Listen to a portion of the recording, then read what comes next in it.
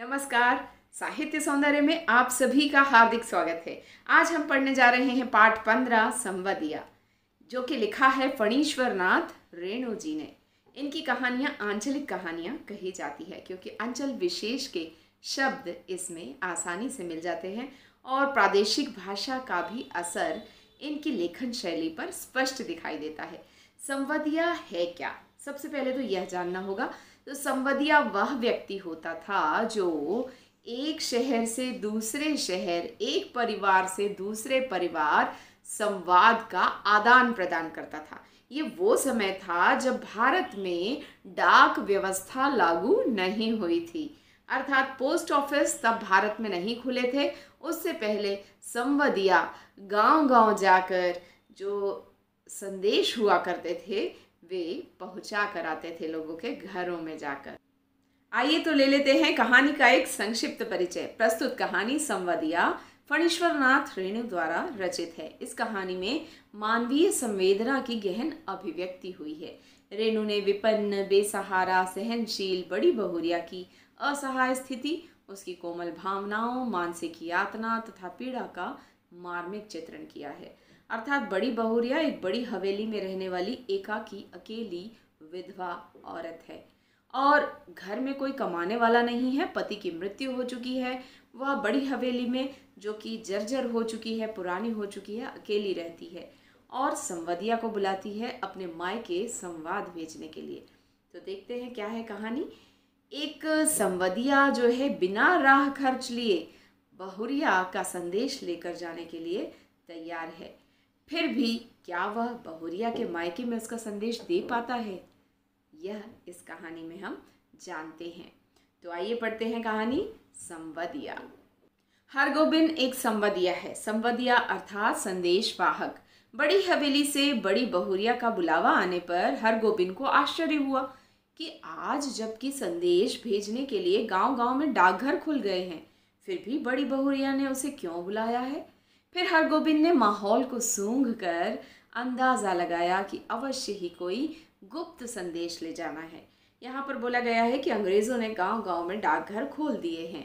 तो आजकल तो संवदिया को कोई अपने घर बुलाता नहीं है संवाद देने के लिए। अब न जाने बड़ी बहुरिया ने अपनी हवेली में संवदिया को किस संवाद को देने के लिए बुलाया है। अब संवदिया जब वहाँ पहुँचता है तो माहौल को सूंघ कर लिखा गया है।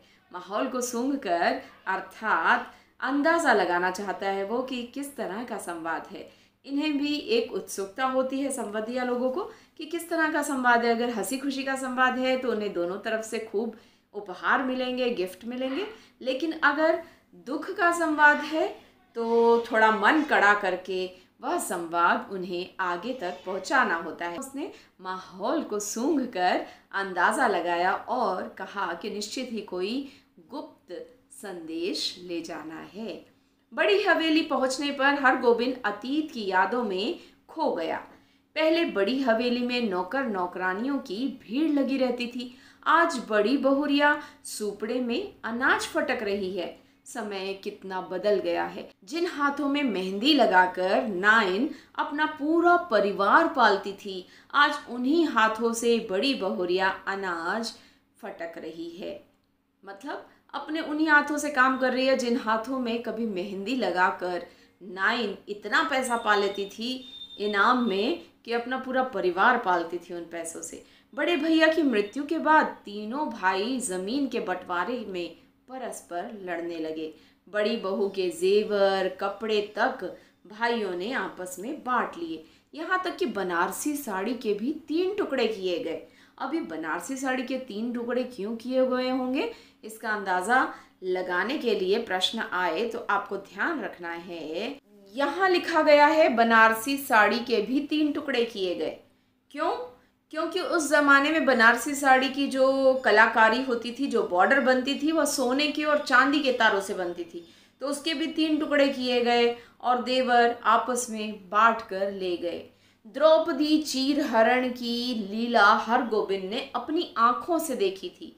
तो ये पंक्ति याद रखिए, इस पर प्रश्न आ सकता है। द्रौपदी चीरहरण की लीला हरगोबिन ने अपनी आंखों से देखी थी। ये किसके लिए कहा गया है?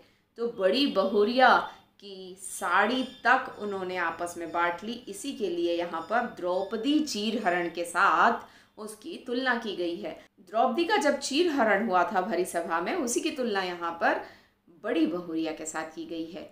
हरगोबिंद ने ये सब तमाशा अपनी आंखों से देखा था। तीनों भाई गांव छोड़कर शहर में जा बसे और बड़ी बहुरिया हवेली में अकेली रह गई। अब बड़ी बहुरिया की आर्थिक स्थिति इतनी खराब हो गई है कि वह उधार लेकर अपना खर्च चला रही है। गांव की मोदियाइन अपना उधार वसूलने के लिए बैठी हुई थी और बड़ी बहुरिया को कड़वी बातें सुनाती जा रही थी कि उधार लेने में तो बड़ा अच्छा लगता है, लौटाने में जो मोदियाइन है वो तुम्हें बुरी लगती है। बड़ी बहुरिया उसका उधार चुकाने की स्थिति में नहीं थी। मोदियाइन के जाने के बाद बड़ी बहुरिया ने हरगोबिंद को बताया कि वह अपनी माँ के पास संवाद भेजना चाहती है। संवाद कहने से पूर्व ही बड़ी बहुरिया रोने लगी। हरगोबिंद ने पहली बार बड़ी बहुरिया को इस प्रकार रोते हुए देखा। उसकी भी आंखें छलछला आई। इससे पता चलता है कि गांव के लोग आपस में इतने अच्छे संबंधों में होते हैं कि दूसरे के दुख को देखकर उनकी आंखों में आंसू आ जाते हैं। हरगोबिंद की भी आंखों में आंसू आ गए। बड़ी बहुरिया ने फिर दिल को कड़ा करके कहा, माँ से कहना मैं भाई भाभीियों की नौकरी करके पेट पाल लूंगी, बच्चों की जूठन खाकर एक कोने में पड़ी रहूंगी, लेकिन अब यहाँ नहीं रह सकूंगी। यदि माँ मुझे यहाँ से नहीं ले जाएगी तो मैं गले में घड़ा बांधकर पोखर में डूब मरूंगी। बथुआ साग खाकर आखिर कब तक जीऊं? किस लिए जीऊं? किसके लिए जीऊं? इस तरह से वह दुखी होकर अपनी माता के पास यह संवाद भेजना चाहती है ताकि बड़ा भाई आकर उसे मायके ले जाए। हरगोबिंद बड़ी बहुरिया के प्रति उसके देवर देवरानियों के व्यवहार को जानता था। उसका रोम रोम कलपने लगा। बड़ी बहुरिया की दुर्दशा देखकर उसका मन बहुत दुखी हुआ। बड़ी बहुरिया हरगोबिंद के जाने के राह खर्च के लिए मात्र 5 रुपए ही जुटा पाई थी। हरगोबिंद ने यह कहकर राह खर्च लेने से इनकार कर दिया कि राह खर्च का इंतजाम वह स्वयं ही कर लेगा। संवदिया अर्थात संदेशवाहक का कार्य यह प्रत्येक व्यक्ति नहीं कर सकता। यह प्रतिभा जन्मजात होती है। संवदिया को संवाद का प्रत्येक शब्द याद रखना होता है। वो एक शब्द कम भी नहीं बोल सकता, एक शब्द अपनी मर्जी से ज्यादा भी नहीं बोल सकता। उसी सुर, उसी स्वर में ठीक उसी ढंग से उसे संवाद सुनाना होता है, जो कि आसान काम नहीं है। परंतु संवदिया का काम करने वाले लोगों के विषय में गांव वालों की धारणा सही नहीं थी। उनके अनुसार निठल्ला, पेटू, कामचोर व्यक्ति ही संवदिया का काम कर सकता है। ऐसा व्यक्ति जिसके ऊपर कोई पारिवारिक जिम्मेदारी ना हो। गांव वालों के अनुसार संवदिया औरतों की मीठी मीठी बातों में आ जाता है तथा औरतों का गुलाम बनकर उनके संवाद उनके मायके पहुंचाने का काम करता है। ऐसी धारणा, ऐसे विचार गांव के लोगों के होते हैं संवदिया के विषय में। इस पर 3 नंबर का प्रश्न आता है। तैयार रहिए कि संवदिया के विषय में गांव वालों की क्या राय थी। पति की मृत्यु के बाद जब बड़ी बहुरिया अकेली हो गई थी, वह अभावग्रस्त एवं कष्टमय जीवन व्यतीत कर रही थी। हरगोबिंद के मन में कांटे की सी चुभन का अनुभव हो रहा था, क्योंकि उसे बड़ी बहुरिया के संवाद का प्रत्येक शब्द याद आ रहा था। उसके संवाद में उसके हृदय की वेदना अर्थात दर्द, उसकी बेबसी, उसकी लाचारी, उसका दुख झलक रहा था। हरगोबिंद उसकी पीड़ा को अपने भीतर महसूस कर रहा था। तो यहाँ पर प्रश्न आता है 2 अंक के लिए कि हरगोबिंद के मन में कांटे की चुभन क्यों हो रही थी? क्योंकि हरगोबिंद के मन में बड़ी बहुरिया के लिए इज्जत मान सम्मान था और उसके दुख को करीब से उसने देखा था और उसके दर्द, उसकी तकलीफ भरे संदेश को वह भारी मन से कैसे सुनाएगा, यह उसके मन में कांटे की चुभन की तरह चुभ रहे थे उसके शब्द। हरगोबिंद उसकी पीड़ा को अपने भीतर महसूस कर रहा था। मन की इस चुभन से छुटकारा पाने के लिए उसने अपने साथ बैठे सहयात्री से बातचीत करने का उपाय सोचा, किंतु वह यात्री बड़े चिड़चिड़े स्वभाव का था, इसलिए कोई बात ना बन सकी। ट्रेन में अक्सर होता ही है, लोग आपस में एक दूसरे से बात करना शुरू कर देते हैं समय बिताने के लिए, लेकिन जो संवदिया के साथ व्यक्ति बैठा था वह बड़ा चिड़चिड़ा था। उसने उसके बात का रुखाई से, गुस्से से जवाब दिया। अक्सर जब संवदिया किसी के घर में संवाद लेकर जाता है तो लोग उसकी खातिरदारी करते हैं, सब्जियां बनाते हैं, मीठे पकवान बनाते हैं, उसे बहुत सम्मान देते हैं, क्योंकि वह लंबी यात्रा तय करके उनके प्रियजनों का संदेश उन तक लाता है। उसे अच्छी तरह भोजन कराया जाता है। भरपेट भोजन करने के बाद संवदिया यात्रा की थकान उतारने के लिए गहरी नींद सो भी जाता है। परंतु बड़ी बहुरिया के मायके पहुंचने पर जब हरगोबिंद के सामने कई प्रकार के व्यंजनों से भरी हुई थाली आई तो उसने खाना नहीं खाया। उसे रह रहकर बड़ी बहुरिया का ध्यान आ रहा था कि वह तो बेचारी वहाँ बथुआ साग उबाल कर खा रही होगी और मैं उनके घर में पकवान कैसे खा सकता हूँ। तो यही प्रश्न आता है 3 नंबर के लिए, 2 नंबर के लिए। तो प्रश्न है कि संवदिया आमतौर पर लोगों के घर में डट कर खाता है और अफर कर सोता है, किंतु हरगोबिंद ऐसा क्यों न कर सका? क्योंकि उसे इस बात का एहसास था कि बड़ी बहुरिया भूखी प्यासी है, बथुआ साग उबाल कर खा रही है, तो मैं उनके घर में पकवानों से भरी हुई थाली कैसे खा सकता हूँ। उसे रह रहकर बड़ी बहुरिया का ध्यान आ रहा था, वह बथुआ साग उबाल कर खा रही होगी। बूढ़ी माँ ने बहुत आग्रह किया पर हरगोबिंद ने ज्यादा खाना नहीं खाया। हरगोबिंद बड़ी बहुरिया का सही संदेश बूढ़ी माँ को नहीं सुना पाया था। इसी चिंता में रात भर उसे नींद भी नहीं आई। उसके मन में विचारों का संघर्ष चल रहा था। यह भी प्रश्न आता है कि हरगोबिंद ने बड़ी बहुरिया का संवाद क्यों नहीं सुनाया।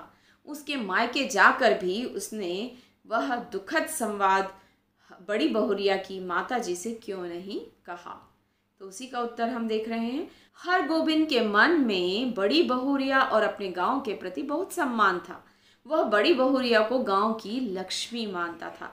वह सोच रहा था कि यदि गांव की लक्ष्मी ही गांव को छोड़कर मायके चली गई तो गांव में क्या रह जाएगा। वह किस मुंह से यह संदेश दे कि बड़ी बहुरिया उसके गांव में बथुआ साग खाकर गुजारा कर रही है।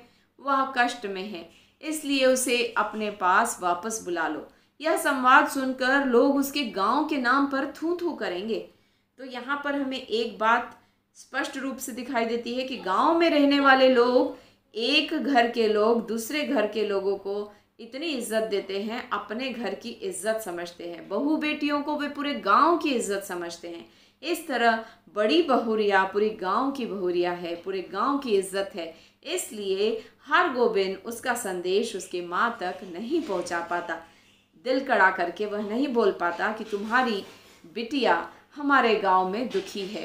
अपने गांव की बदनामी के भय से हरगोबिंद बड़ी बहुरिया का संदेश नहीं सुना सका। तो इस प्रकार बड़ी बहुरिया का संदेश हरगोबिंद उनकी माताजी को नहीं सुना सका। अब उसके पास अपने गांव वापस लौटने का किराया भी न था।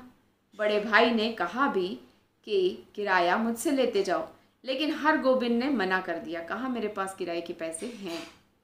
फिर कटिहार तक के ही पैसे केवल उसके पास थे और केवल कटिहार तक का ही फिर वह टिकट खरीद सकता था। उसके आगे का रास्ता उसे पैदल ही तय करना था।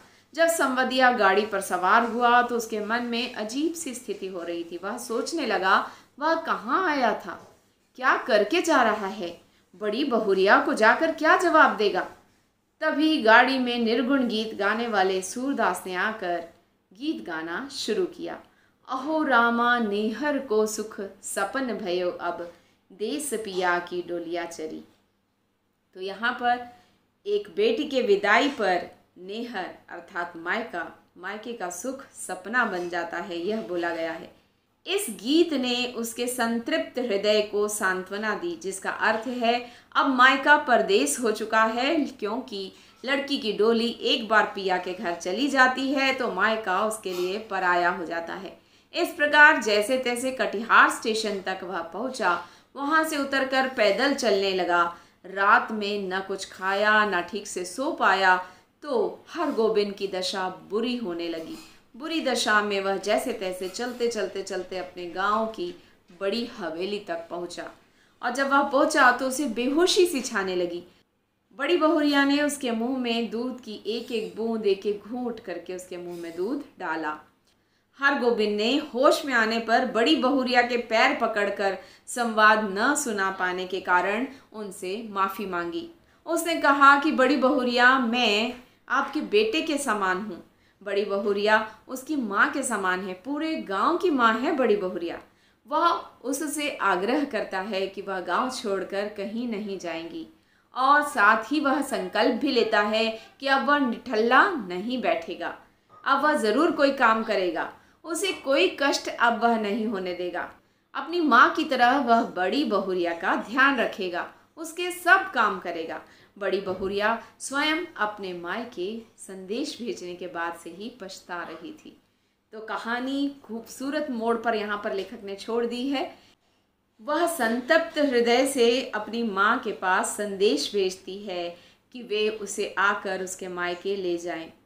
हरगोविंद जब संदेश लेकर चला जाता है, उसके बाद से ही बड़ी बहुरिया पछता रही थी कि उसे इस तरह का संदेश मायके नहीं भेजना चाहिए था, क्योंकि उसका अब असली घर तो उसका ससुराल ही है, वहीं उसे रहना होगा कि एक बार शादी हो जाने के बाद वह मायके उस अधिकार के साथ नहीं रह सकती। तो यही खूबसूरत संदेश है इस कहानी का कि ग्रामीण लोगों के आपसी संबंध इतने मधुर होते हैं कि वे बड़ी हवेली की बहुरिया को पूरे गांव की बहुरिया समझते हैं। अर्थात किसी की बहू बेटी केवल उस घर परिवार की बहू बेटी नहीं होती, पूरे गांव की बहू बेटी होती है। इतना अपनापन हमें केवल गांव में ही देखने को मिल सकता है। तो उम्मीद करती हूँ हरगोविंद की यह कहानी संवदिया आपको भली भांति समझ में आ गई होगी। यदि कोई भी प्रश्न इससे संबंधित आप मुझसे पूछना चाहते हैं तो कमेंट बॉक्स में लिख सकते हैं। अगले वीडियो में फिर मिलते हैं, तब तक के लिए गुड बाय, नमस्कार।